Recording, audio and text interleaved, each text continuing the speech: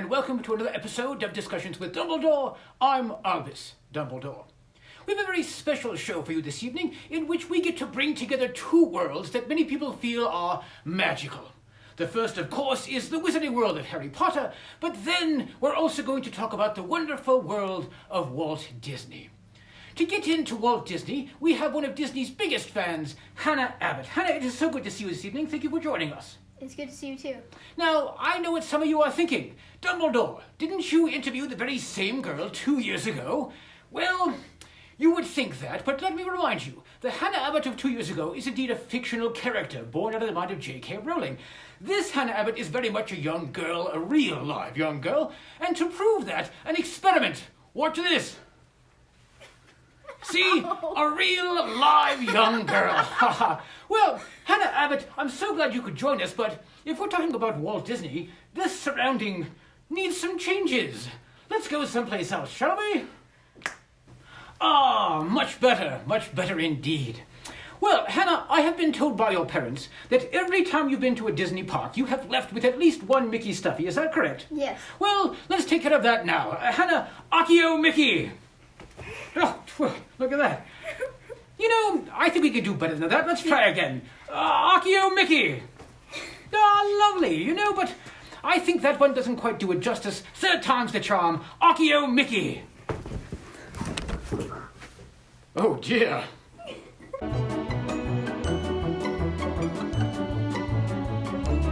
Oh, well, sorry about that, everyone. Luckily, I have been informed by Madame Pomfrey that Hannah only suffered a mild concussion and is more than capable of finishing this interview, which is good news for you because otherwise it would be 30 minutes of me twiddling with my beard. Well, Hannah, now that we are in suitable surroundings, let's talk about Walt Disney. What can you tell us about his birth? He was born in 1901 in a town outside of Chicago. Chicago, the Windy City, but he did not grow up there. Where did his family move to?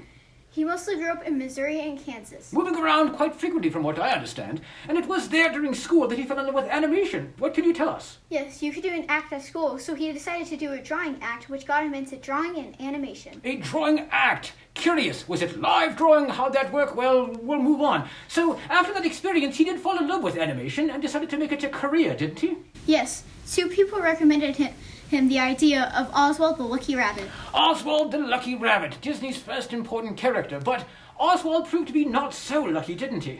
A man wanted to buy Oswald, and if Walt didn't sell him Oswald, then he would offer a job to his animators that paid more money. Not lucky at all, but maybe in the end, extremely lucky because that experience then paved the way for the birth of Disney's most famous and important character. What can you tell us about the creation of Mickey Mouse? Him and his wife were on a train ride back home, and Walt came up with the idea of making a mouse as the main character. Very nice. And so that character Mouse, if I recall, his name was not Mickey originally, was it? No, it was originally going to be Mortimer, but his wife didn't like that name. Who did like that name besides Walt? Thankfully, it's Mickey. Well, Mickey Mouse then was a success, was he not, and paved the way for Walt Disney to do a great many things. Yes. Walt and his brother Roy had created Disney before the creation of Mickey Mouse. When Mickey was created, the company took off. Disney Brothers Studios did become famous, leading to the creation of many other things like feature films, for example, Snow White, Cinderella, etc. But then the profits from those films paved the way for Disney's perhaps most lasting creation, Disneyland. What can you tell us? Walt took his 2 daughters to amusement park every Sunday, and he wanted to create his own, which was originally going to be called Mickey Mouse Land. Mickey Mouse Land. But the name didn't stick, as you can tell. Now it's called Disneyland. Disneyland, and now there are Disneylands around the world. Well, Hannah, thank you for joining us today. Any last words for the family at home? Don't hit kids with giant Mickeys. Yes, I need to work on that. Well, that's all for today. Join us next time on Discussions with Dumbledore, when I will show you how to enchant your robe to pull out Disney churros anytime you wish. Have a good day.